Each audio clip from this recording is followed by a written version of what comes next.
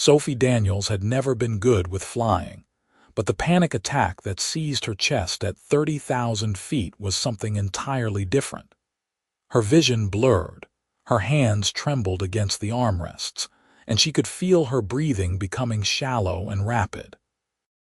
The businessman in the seat beside her glanced over with concern, but before he could say anything, a deep voice from across the aisle cut through her spiraling thoughts. "Excuse me, miss. I think you dropped this." Sophie turned her head to see a man leaning slightly toward her, holding out a napkin. She hadn't dropped anything, but something in his steady gaze made her focus on his face instead of the crushing weight in her chest. He was striking, with dark hair that looked professionally styled but slightly tousled, sharp features, and eyes that seemed to read her distress immediately. "I didn't," she managed to whisper, her voice shaking. "I know," he said quietly, "but I need you to take it anyway. Focus on the texture. Tell me what it feels like." Her trembling fingers reached for the napkin and she pressed it between her palms. The simple act of concentrating on something tangible began to pull her back from the edge. "Soft," she whispered. "Rough on one side. Good, keep breathing. In through your nose, out through your mouth." His voice was calm, authoritative, but gentle. "What is your name?" "Sophie." "Sophie, I am Wade Foster. I want you to know that you are completely safe. This aircraft is one of the safest places you could possibly be right now."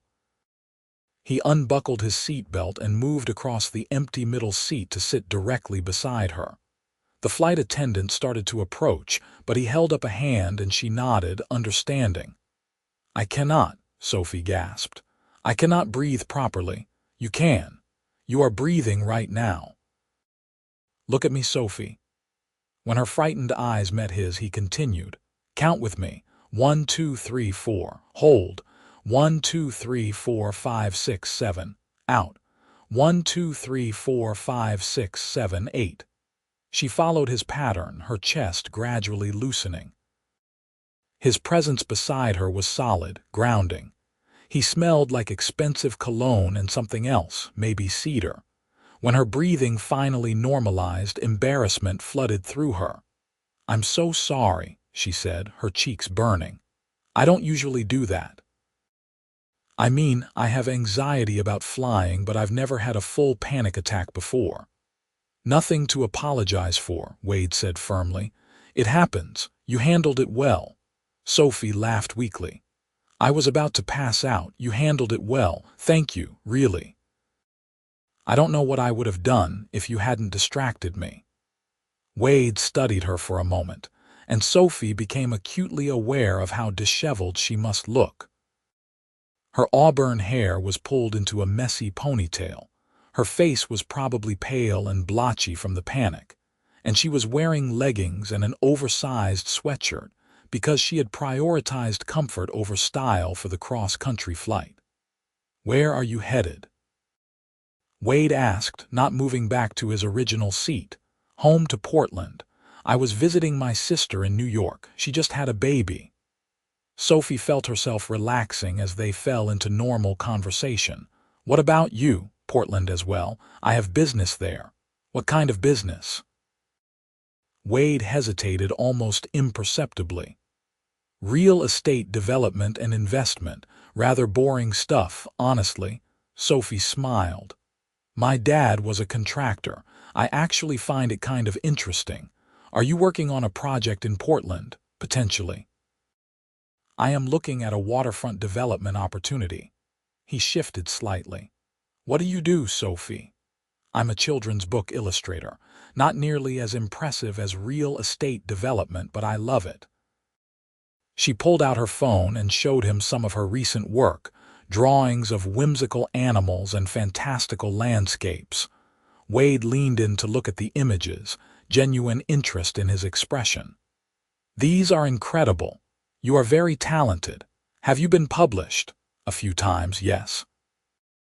"I'm actually working with a publisher on a series right now. It's about a little girl who travels through paintings into different worlds." Sophie felt the last of her anxiety melting away as she talked about her passion. Each book is set in a different art style. The first one is impressionist, like Monet. That sounds remarkable. My niece would love something like that. She is 7 and obsessed with art. They talked easily for the next hour, discussing everything from Portland's food scene to their favorite books to the ridiculous cost of airport coffee. Wade was easy to talk to, with a quick wit and unexpected warmth. Sophie found herself laughing more than she had in months. "So why were you really in New York?" Sophie asked. "I feel like looking at real estate is not a one-day trip kind of thing." Wade's expression grew more guarded. "I had several meetings. I split my time between Portland and New York fairly regularly. That must be exhausting." "It can be. But I've gotten used to it." He glanced at his watch, an understated but clearly expensive piece. "We should be landing in about 90 minutes. Sophie felt a strange pang of disappointment. Once they landed, this conversation would end. Wade would go back to his life, and she would go back to hers. It felt like one of those fleeting airplane connections that would become a pleasant memory and nothing more. "Thank you again for helping me earlier," she said sincerely. "I was really scared. I could tell. I have had my share of panic attacks, actually.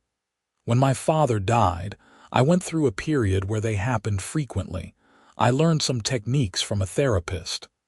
"I'm sorry about your father." "Thank you. It was 5 years ago, but some days it still feels recent." Wade's expression softened with a vulnerability that made Sophie's heart ache. "He built our family business from nothing. Big shoes to fill. I'm sure he would be proud of you." Wade smiled, a real smile that reached his eyes. "I hope so." The flight attendant came by with drinks, and Wade ordered 2 ginger ales without asking Sophie what she wanted. When she raised an eyebrow, he shrugged. "Ginger is good for settling nerves. Trust me." "You are very take charge, aren't you?" Occupational hazard. "I am used to making decisions quickly." He handed her one of the plastic cups. "But I can get you something else if you prefer." "No, this is perfect." Sophie took a sip and felt the bubbles tickle her throat. "Do you have a family waiting for you in Portland?" "Just my mother and my sister with her family. No wife, no children, if that is what you are asking." His eyes held hers with an intensity that made her pulse quicken. "I wasn't," Sophie lied, feeling heat rise to her cheeks again. "Weren't you?" Wade's tone was teasing but not unkind. "For the record, you mentioned a sister but not a significant other either." Very observant. "No, I am single. My last relationship ended about 8 months ago. He wanted me to get a real job, as he called it. Apparently illustrating children's books was not serious enough."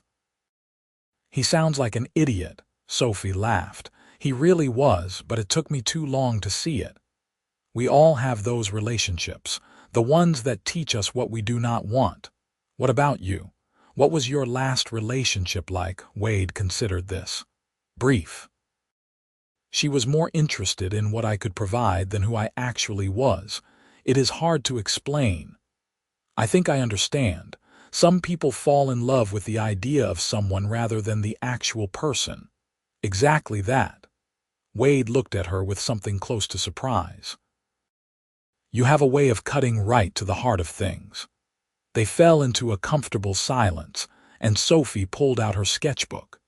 She had been working on preliminary drawings for the second book in her series, this one inspired by Van Gogh's bold, expressive style.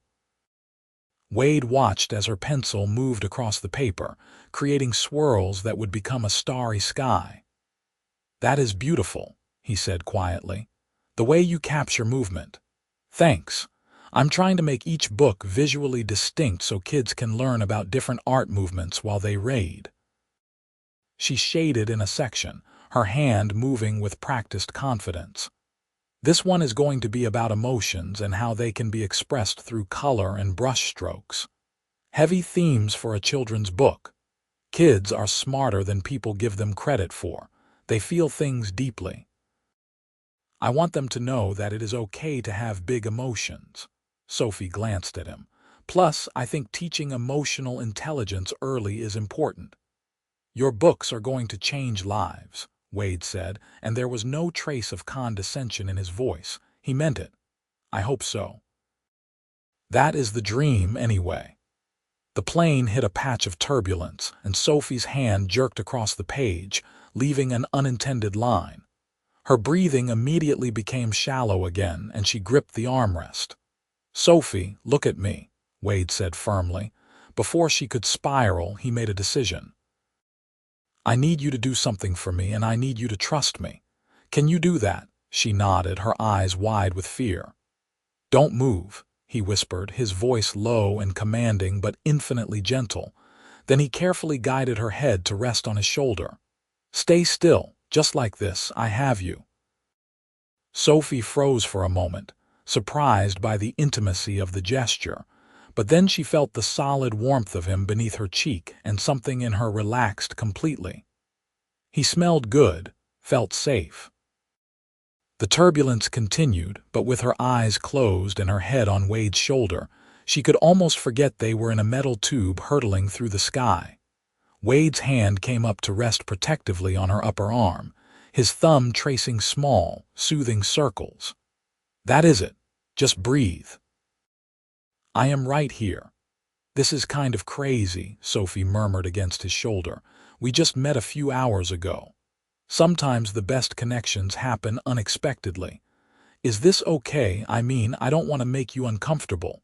Sophie, if I was uncomfortable, I would not have offered. Now stop talking and just rest. She smiled against the fabric of his expensive button-down shirt. Bossy. I prefer decisive. The turbulence lasted another 10 minutes, but Sophie stayed perfectly still on Wade's shoulder the entire time, just as he had asked.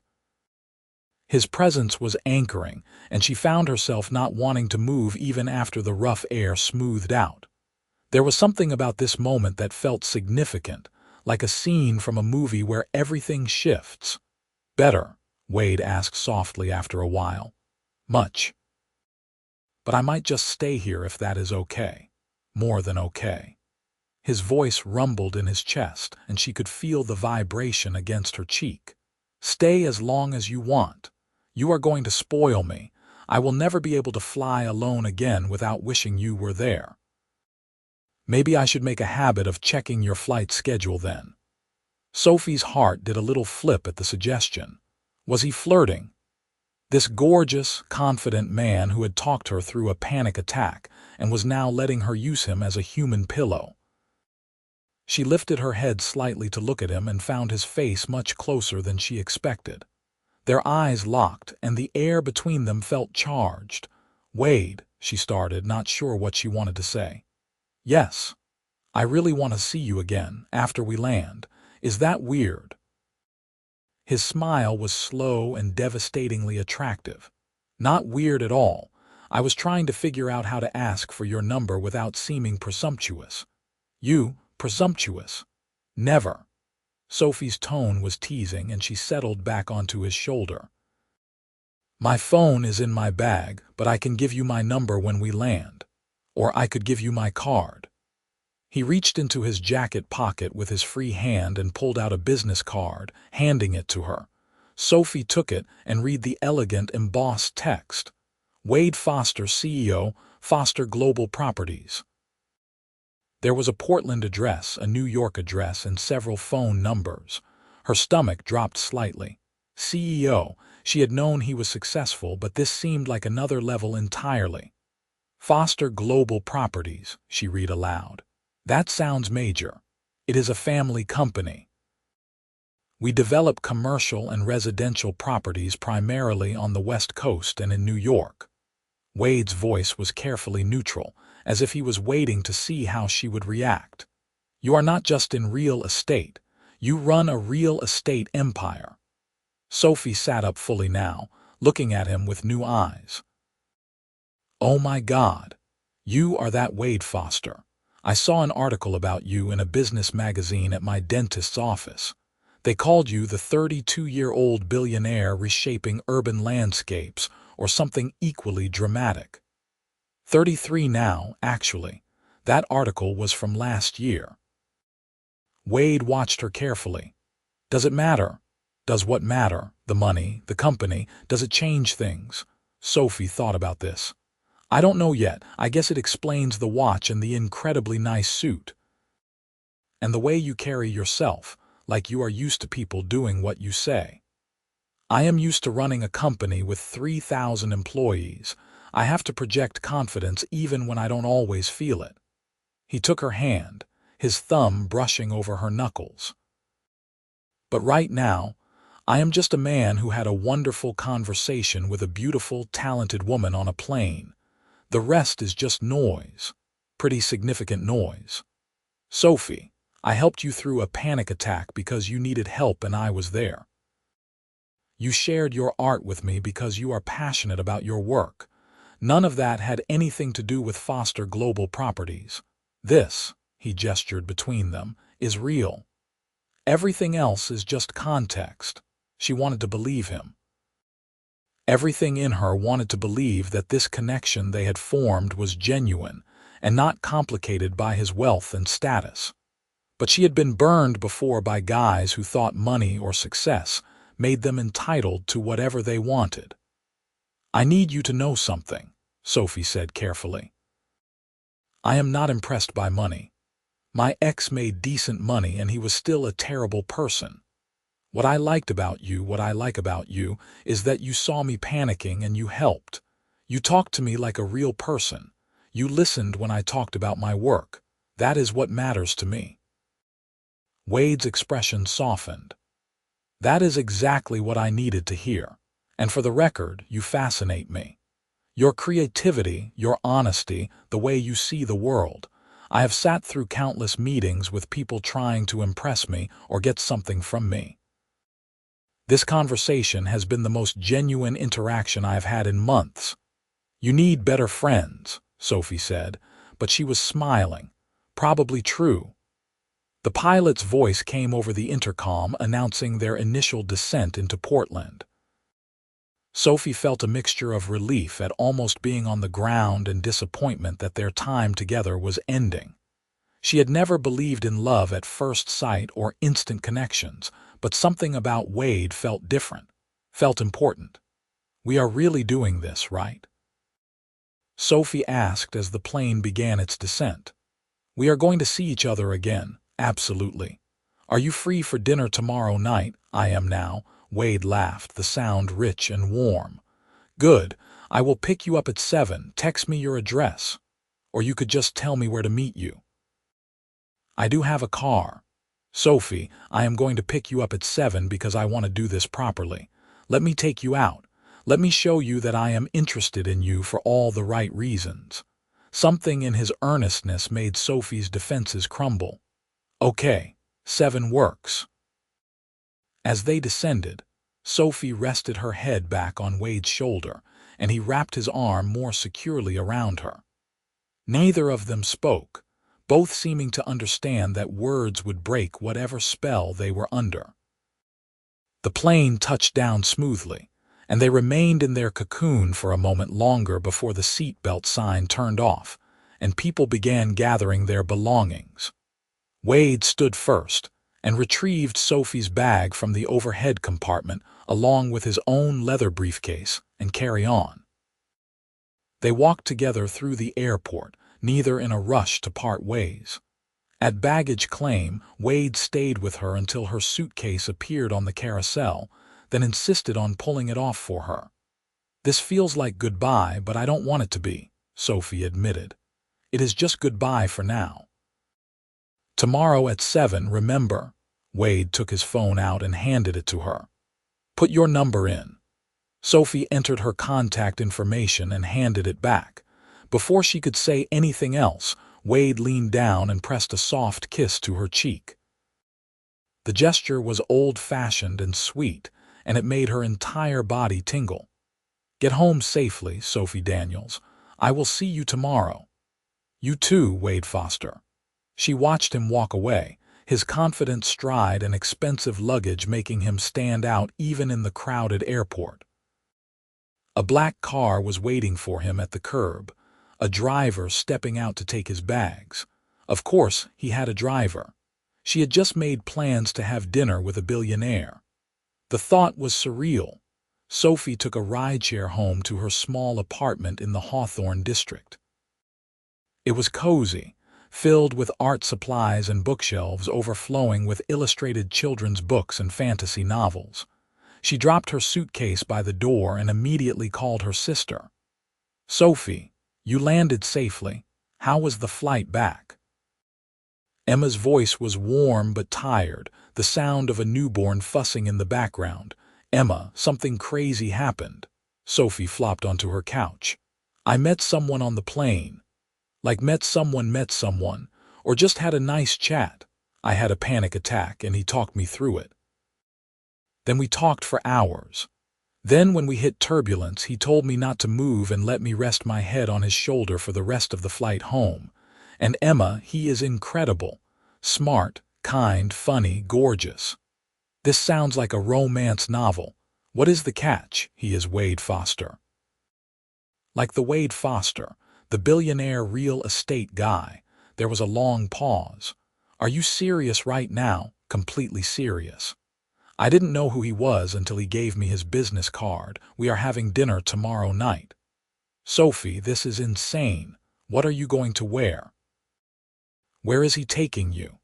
"Oh my God, you need to Google him right now and make sure he is not secretly terrible." Sophie laughed. "I am trying not to freak out about it. He seems really normal, you know. Like, yes, he is clearly successful and used to being in charge, but he was so gentle when I was panicking, and he looked at my art like it actually mattered.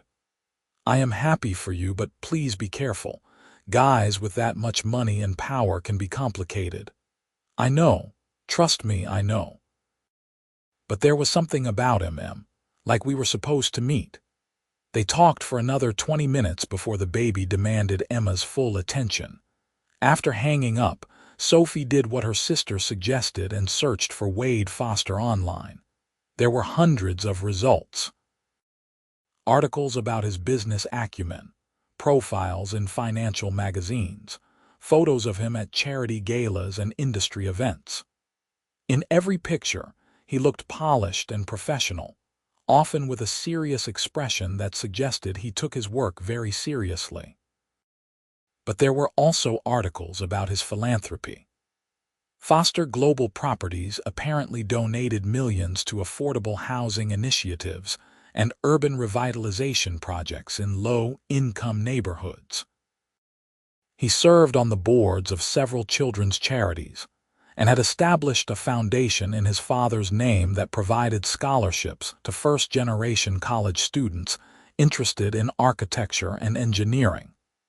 The more Sophie read, the more three-dimensional Wade became. He wasn't just a billionaire. He was someone trying to use his resources to make a difference.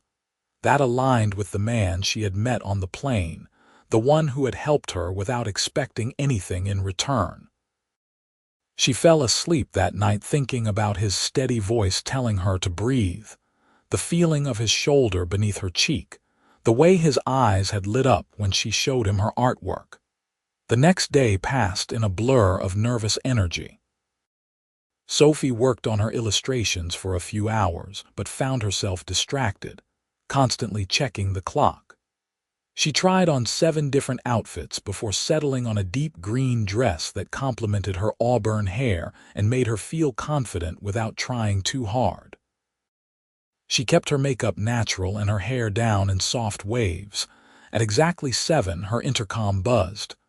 Wade's voice came through the speaker. "Sophie, it is Wade. Come on up. 3rd floor, apartment 3B. She waited by her door, her heart pounding. When Wade appeared at the top of the stairs, her breath caught. He was wearing dark jeans and a crisp white shirt with the sleeves rolled to his elbows, somehow managing to look both casual and incredibly put together. He was carrying a bouquet of flowers, Not roses, but something more unique, wildflowers in shades of purple and yellow. "You look beautiful," he said simply, handing her the flowers. "Thank you. These are gorgeous. Let me put them in water real quick." Wade followed her into the apartment, and she watched him take in her space. She half expected him to judge her small home compared to what he was probably used to, but his expression was curious and warm. "This is very you," he said, gesturing to the art-covered walls and the drawing table in the corner. "I love it. It is not much, but it works for me. Sophie, it is perfect. It reflects who you are." He moved closer to her drawing table, looking at the work in progress. "Is this the Van Gogh book?" "Yeah, I am working on the main character exploring a field of sunflowers. It is wonderful. The detail is remarkable." Sophie finished arranging the flowers in a vase and grabbed her purse. "So where are we going? I hope you like Italian food. I made reservations at a place downtown that I think you will enjoy." The restaurant was indeed downtown, a small, intimate space with exposed brick walls and soft lighting. The hostess greeted Wade by name, and they were led to a quiet corner table. Sophie noticed the way other diners glanced at Wade, some with recognition, others simply appreciating his commanding presence. "You come here often?" Sophie asked as they sat down. "It is one of my favorite places in Portland. The chef is phenomenal and it feels authentic. Plus, they don't make a fuss when I come in. I appreciate that." Wade handed her a menu. "Order anything you want. The handmade pasta is incredible." They ordered wine and fell into easy conversation, picking up where they had left off on the plane. Wade asked about her process for creating illustrations, and Sophie found herself explaining her techniques in more detail than she usually did. He listened intently, asking thoughtful questions that showed he was genuinely interested. "What about you?" Sophie asked after the waiter brought their appetizers. "Tell me what your job actually entails. I imagine it is more than just looking at buildings." Wade smiled. "Much more. On any given day, I might be negotiating with city planners, reviewing architectural designs, meeting with investors, checking construction sites, handling personnel issues, or dealing with the thousands of details that go into developing a property. It is complex and demanding. You love it." "I do. I love creating spaces where people can live and work. I love taking something that was neglected or underutilized and transforming it into something vital and beautiful. My father taught me that buildings are not just structures. They are part of the fabric of a community." That is a beautiful way to think about it. What he built, what I am continuing to build, it matters. We are not just making money. We are shaping how people experience their cities. Wade took a sip of wine. "Although I will admit the constant travel can be exhausting. The politics can be frustrating, and there is always someone trying to challenge you or undermine your work." "Like who?" "Competitors who spread rumors. City officials who want bribes. People who see a young CEO and assume he does not know what he is doing." Wade's jaw tightened slightly. "I have had to prove myself over and over again since my father died. Some people expected me to fail. But you haven't." "No, I have actually expanded the company significantly, but the pressure is constant." He looked at her, and his expression softened. "That is why yesterday on the plane felt so important. You did not know who I was. You just saw me as a person. That is rare in my world." "I still just see you as a person," Sophie said quietly. "A person who happens to have an intense job and a lot of money, sure.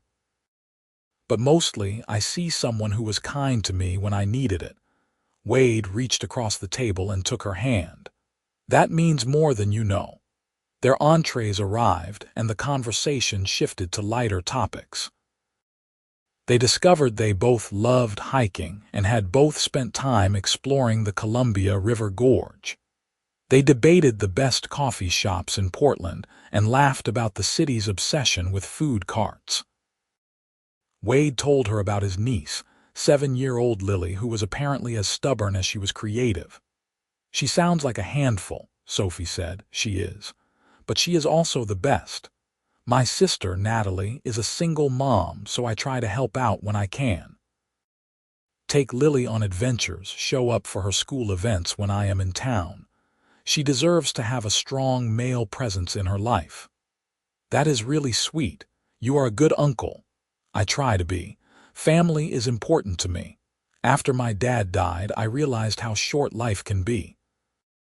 I don't want to be the person who is too busy for the people who matter." Sophie felt herself falling for him a little more with every word. This was not the hard-driving billionaire CEO of the tabloid images. This was a man with depth and values and a genuine desire to connect. After dinner, Wade suggested a walk along the waterfront. Portland's lights reflected off the Willamette River, and the night air was cool and pleasant. They walked close together, their shoulders occasionally brushing.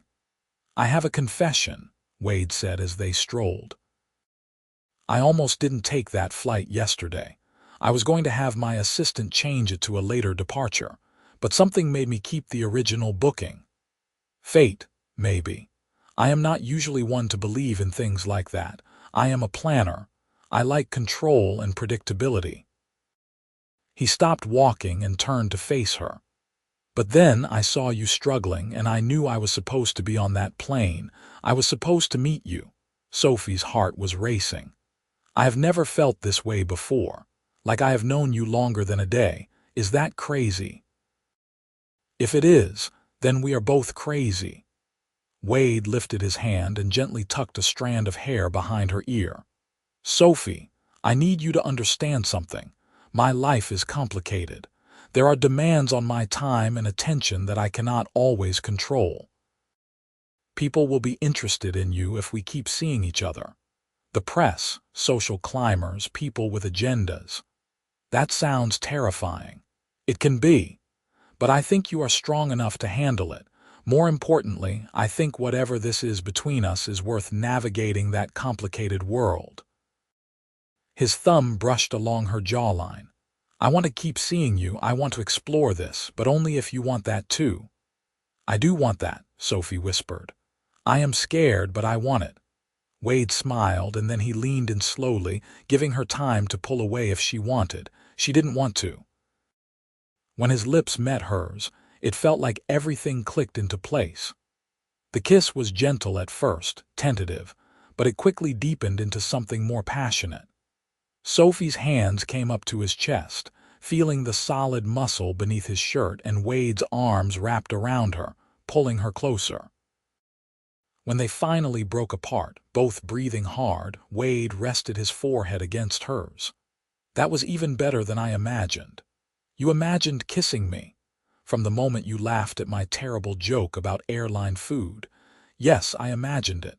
Sophie laughed, feeling giddy and light. "Take me home, of course." Wade's driver picked them up and they sat close in the back seat, holding hands like teenagers.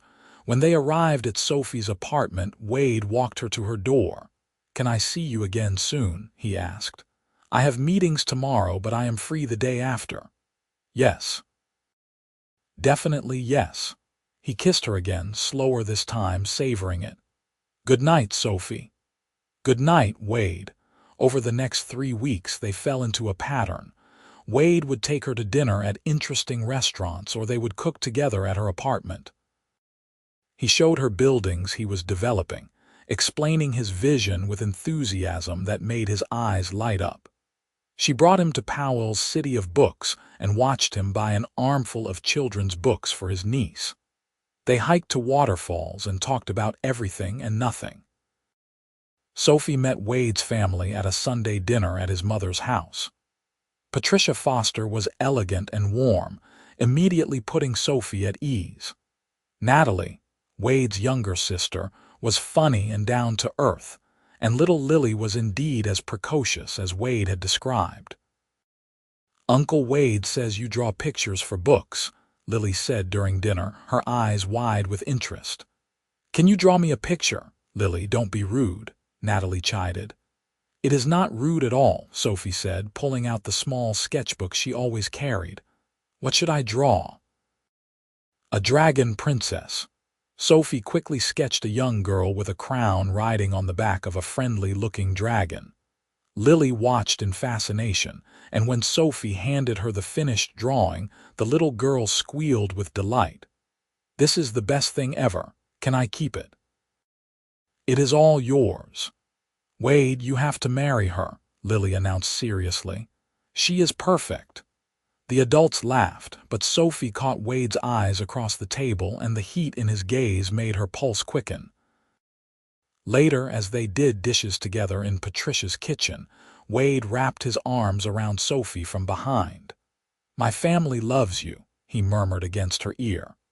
I love them too. Your mom is wonderful, and Natalie is hilarious. Lily is going to be a force of nature when she grows up. She takes after her uncle, Patricia said, coming into the kitchen with more dishes. Sophie jumped slightly, not realizing she had been standing there. Patricia just smiled knowingly. Wade, your father would have really liked Sophie. She has substance. That is what he always said was important, substance over style. Thanks, Mom. Wade kissed his mother's cheek.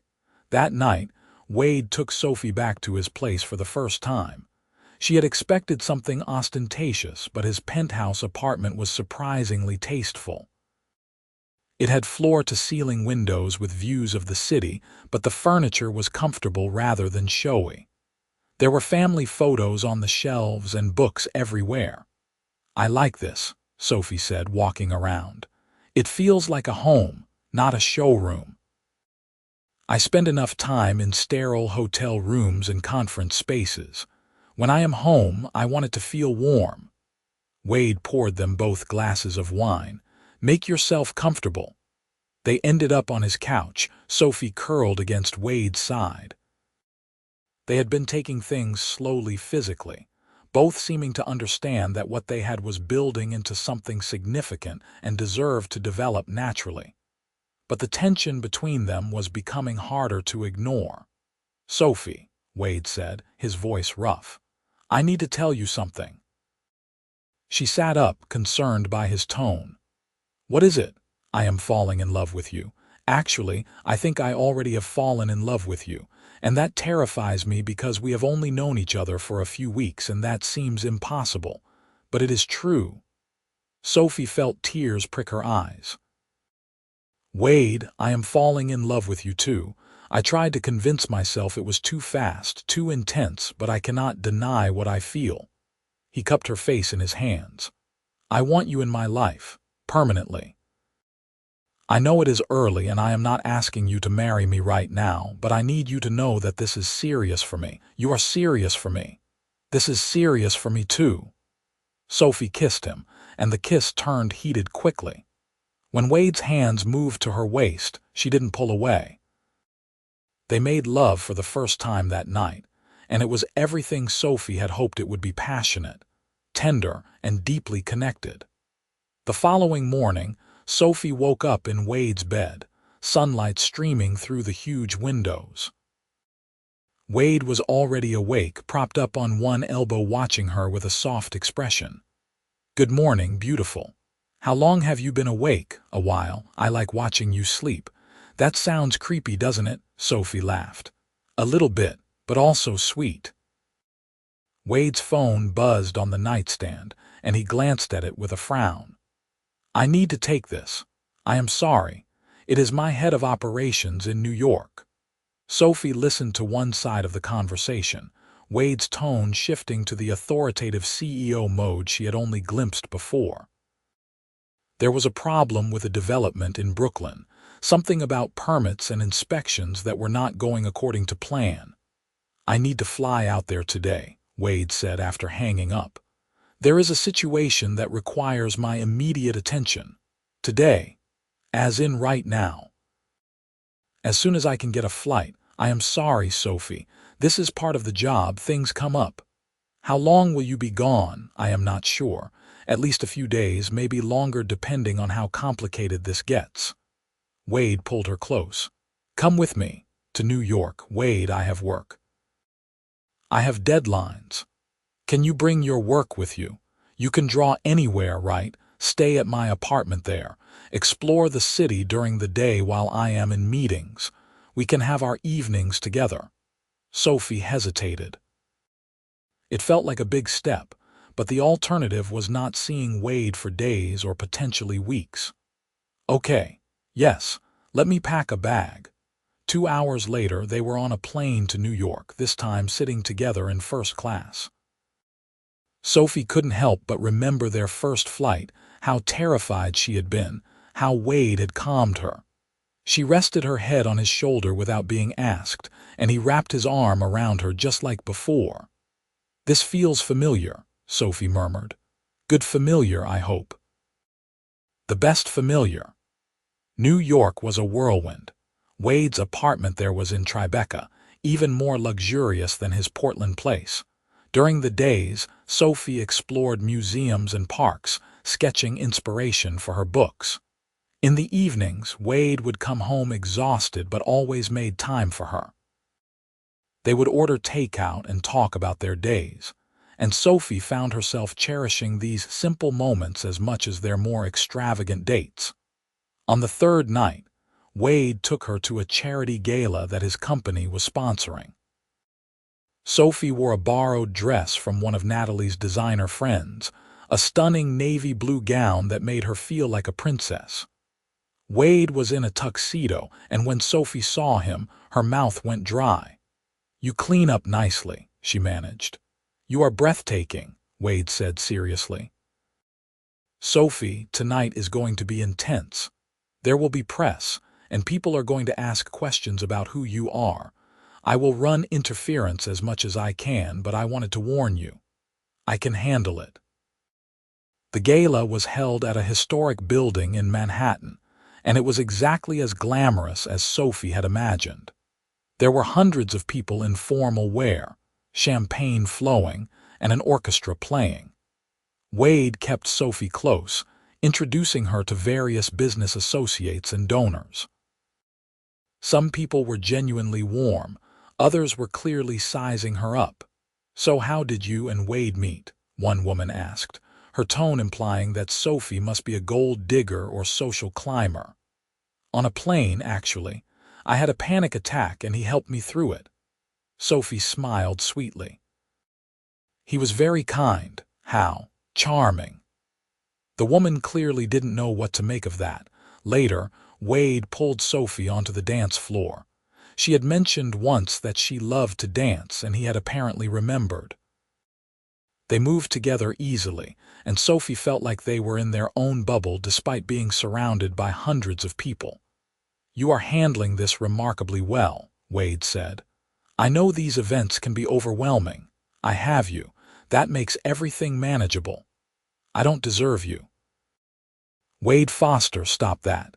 You deserve happiness. You deserve someone who sees you for who you are, not what you have. He kissed her right there on the dance floor, not caring who was watching. I love you, Sophie Daniels. I love you too.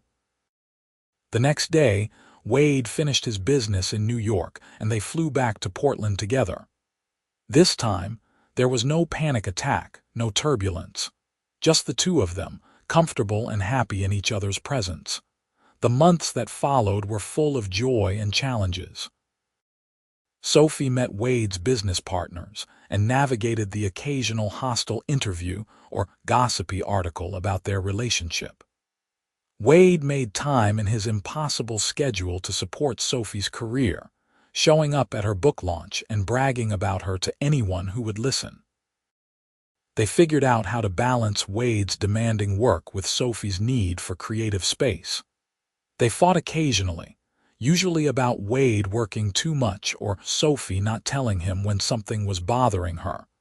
But they always came back together, stronger for having weathered the conflict. One evening, about 8 months after they met, Wade took Sophie back to the waterfront where they had first kissed. It was a beautiful summer night, the city alive with energy. They walked hand in hand, talking about their days when Wade suddenly stopped. "Sophie, do you remember what I said to you on that first flight? You said a lot of things. You told me to breathe. You told me I was safe. I told you not to move. I asked you to stay still on my shoulder, and you trusted me enough to do it. You gave me your trust when you had no reason to, when you were vulnerable and scared. That moment changed my life." "Wade, what are you doing?" He got down on one knee, pulling a small box from his pocket. "I am asking you to trust me again. To stay with me, not just for a flight home, but for the rest of our lives. Sophie Daniels, will you marry me?" Sophie's hands flew to her mouth, tears streaming down her face. "Yes. Yes, of course, yes." Wade slipped the ring onto her finger, a beautiful emerald surrounded by diamonds. "I chose emerald because of that green dress you wore on our first date, the one that made your eyes look like forest magic. You remember what I wore on our first date? I remember everything about you." He stood and pulled her into his arms, kissing her deeply. "You are my person, Sophie. You are the one I want to come home to, the one I want to build a life with." "You are my person too," Sophie whispered. "My safe place. My home." They got married 4 months later in a small ceremony at Patricia's house, with just family and close friends. Lily was the flower girl and took her job very seriously, scattering petals with intense concentration. Sophie wore a simple but elegant dress, and Wade looked at her like she was the only person in the world. "I take this man," Sophie said during their vows, her voice steady and sure, "who saw me at my most vulnerable and chose kindness, who values my art and my dreams as much as his own success, who makes me laugh and challenges me to be brave. I take this man as my partner, my love, my home." "I take this woman," Wade said, his voice thick with emotion, "who trusted a stranger on a plane and changed my entire world, who shows me every day what matters most, who makes me want to be the best version of myself. I take this woman as my partner, my love, my home." When they kissed as husband and wife, their family cheered, and Sophie knew with absolute certainty that this was where she was meant to be. They honeymooned in Italy, spending 2 weeks exploring art museums and eating incredible food. Wade had cleared his schedule completely, something his staff said he had never done before. He was fully present, no checking emails constantly or taking emergency calls. It was just the two of them, falling even more deeply in love. Back in Portland, they settled into married life. Sophie moved into Wade's penthouse, transforming one of the spare rooms into her studio. She continued illustrating, and her series became a bestseller. Wade continued running Foster Global Properties, but he made changes to his schedule, delegating more and prioritizing time at home. A year and a half after their wedding, Sophie discovered she was pregnant. Wade cried when she told him, something she had only seen him do once before, at their wedding.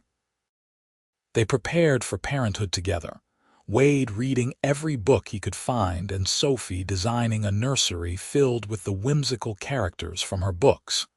Their daughter was born on a rainy October morning. They named her Grace Patricia Foster, after Wade's paternal grandmother and his mother. She had Sophie's auburn hair and Wade's intense eyes, and she was absolutely perfect. One night, when Grace was 3 months old, Sophie found Wade in the nursery at 2 in the morning, holding their daughter and swaying gently. She watched from the doorway, her heart overflowing. "I was just thinking," Wade whispered, noticing her presence, "about that flight, about how terrified you were and how I just wanted to make it better for you. I had no idea that the woman I was helping would become my entire world." Sophie joined them, wrapping her arms around her husband and daughter. "I was so scared that day, scared of flying, scared of so many things, but you made me feel safe. You still make me feel safe. You make me feel complete, Wade said, kissing her forehead. You and Grace, you are everything. As they stood together in the soft glow of the nightlight, Sophie thought about the journey that had brought them here. It had started with a panic attack and a kind stranger on a plane. It had grown through late-night conversations and shared dreams, through challenges met together and victories celebrated as a team. It had been fast and intense and absolutely right. "Don't move," Wade whispered, echoing the words he had said on that first flight. "Stay right here with me." "Always," Sophie promised. "Always." They stood together in the quiet nursery, their daughter sleeping peacefully in Wade's arms, and Sophie knew that this was what happily ever after looked like. It wasn't a fairy tale ending but a real-life beginning, full of love and possibility and the promise of all the tomorrows they would share. The years that followed were full and rich. Grace grew into a curious, artistic child who adored her father and loved to watch her mother draw.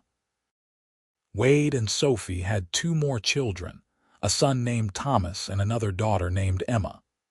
Foster Global Properties continued to thrive, but Wade made sure his family always came first. He coached his son's soccer team and never missed a school play or art show. Sophie's career flourished as well.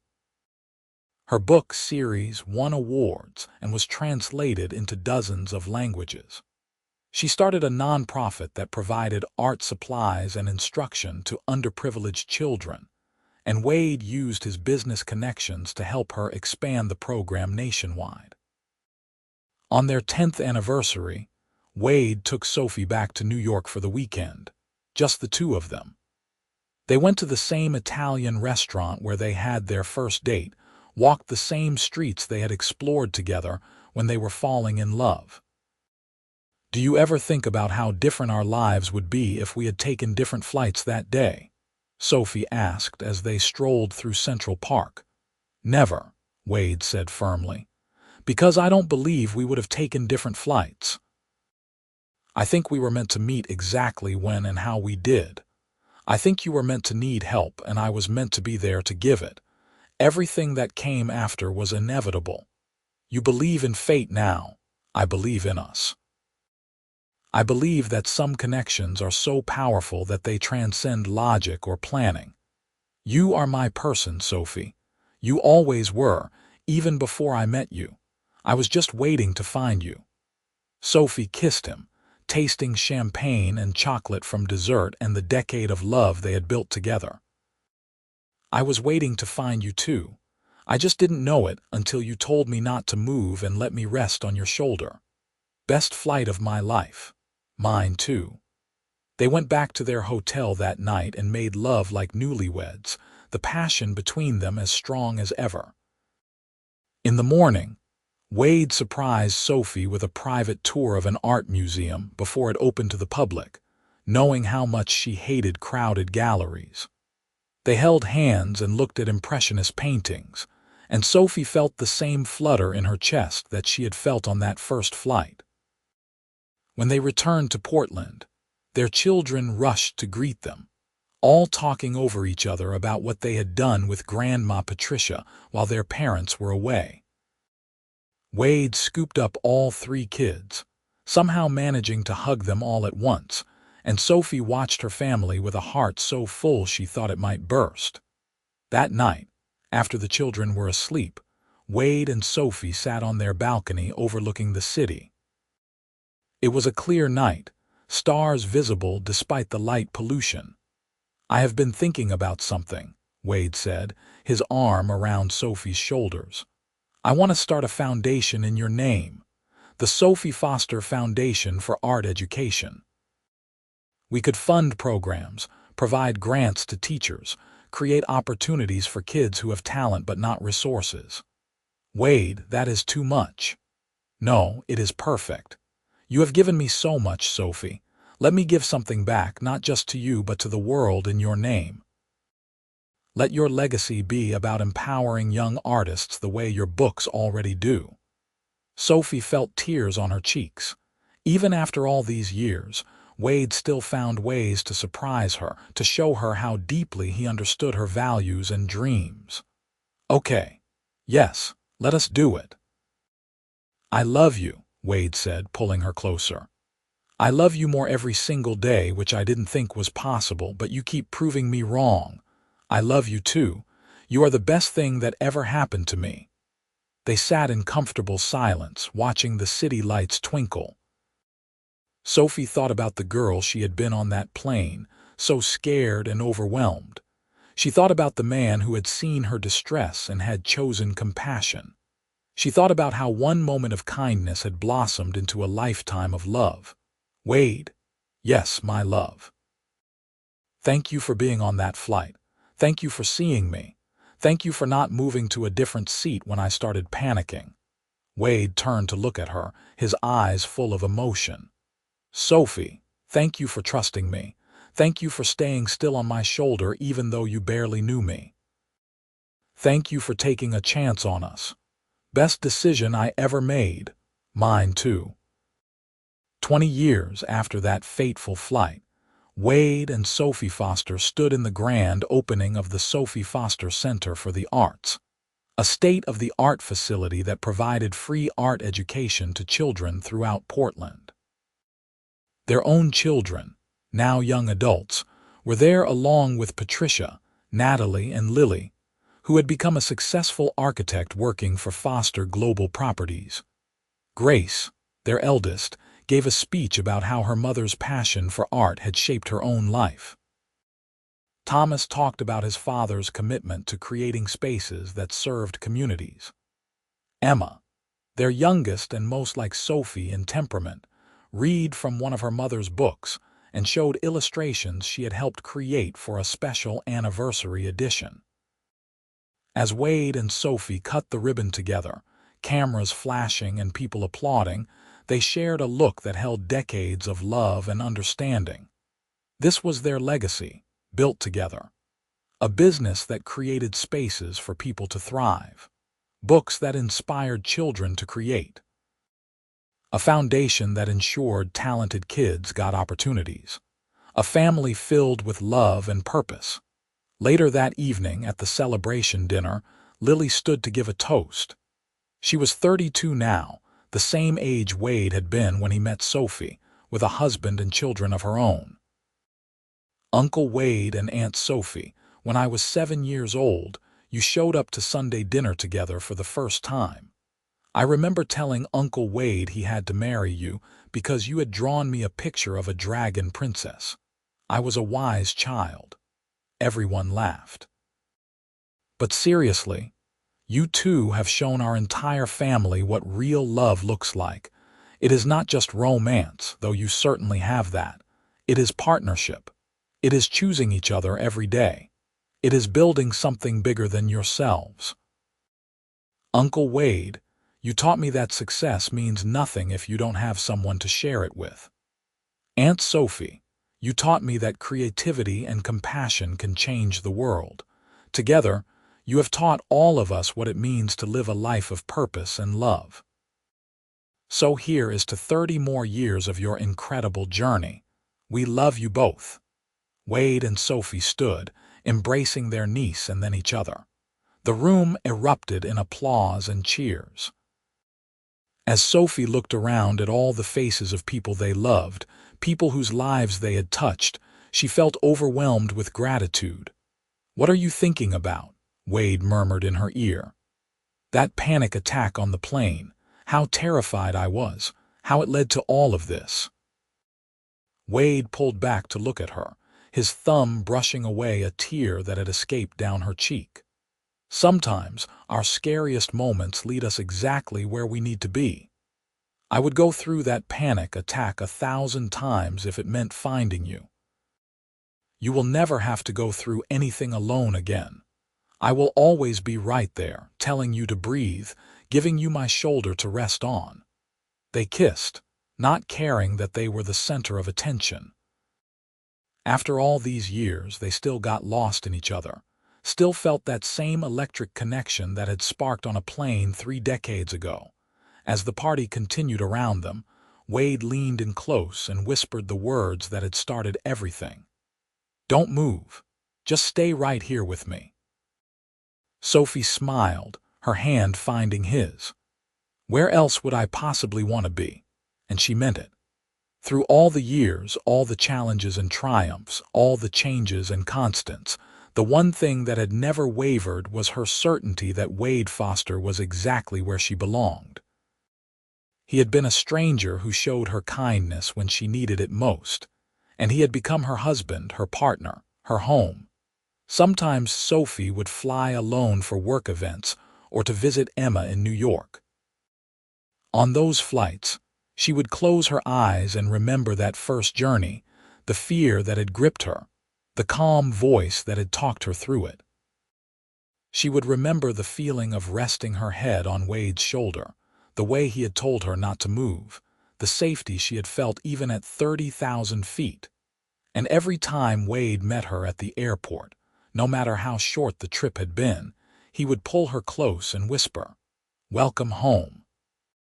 Because home was not Portland or New York or any physical place. Home was wherever they were together. Their love story had started in the most unlikely place, born from vulnerability and kindness. It had grown through trust and commitment, deepened through challenges faced together and joys shared. It had become the foundation for a family, a legacy, a life well lived. On their 40th anniversary, Wade and Sophie renewed their vows in the same backyard where they had first married. Their children and grandchildren surrounded them, 3 generations of love stemming from one moment of connection on a plane. "I still don't move when you tell me not to," Sophie said during her vows, her voice strong despite her 80 years. "I still trust you completely, just like I did that day. And I still want nothing more than to keep you safe and loved," Wade responded, his hand steady as he slipped a new ring onto her finger. "My beautiful Sophie, you have been my greatest adventure." As they kissed, their family cheered, and somewhere in the crowd, a 7-year-old granddaughter turned to her mother and whispered, "I want a love story like Grandma and Grandpa's." "Then be brave enough to trust when the right person comes along," her mother whispered back. That is what Grandma did. The celebration lasted late into the night, full of laughter and dancing and stories told and retold. When everyone finally left, Wade and Sophie sat on their porch swing, watching the stars come out. 40 years, Sophie marveled. "It feels like yesterday and forever at the same time. Best 40 years of my life." Well, technically the best 40 years started with that flight, so 40 years and 1 day. Sophie laughed, the sound light and joyful, always so precise. "I am a businessman, precision matters." Wade pulled her close and she rested her head on his shoulder, just like she had done thousands of times before. "But honestly, I am just grateful for every single day I get with you." "Me too. Even the hard days. Especially the hard days. Those are the ones that proved we are stronger together." They sat in comfortable silence, the kind that comes from decades of knowing someone completely. Sophie thought about the girl she had been, so anxious and uncertain. She thought about how Wade had helped her find her strength and how she had helped him find his heart. They had built something beautiful together, not just a family or a foundation or a business empire, but a love that had stood the test of time. "Wade, yes, my love, thank you for telling me not to move that day. Thank you for being exactly what I needed." Wade kissed the top of her head, his lips lingering. "Thank you for staying still. Thank you for trusting me. Thank you for every day since." As they rocked gently on the porch swing, their hands intertwined, Sophie knew that this was the ending she had always dreamed of. Not an ending, really, but a continuation. A love that had started with a whispered command and a shoulder to lean on had grown into a lifetime of support, passion, and unwavering partnership. The city lights twinkled below them, the same view they had looked at together for decades.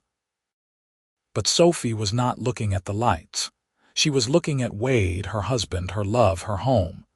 And she knew that whether they had 40 more days or 40 more years, every single moment with him was a gift. "I love you," she whispered. "I love you too," Wade replied. "Forever and always, I love you."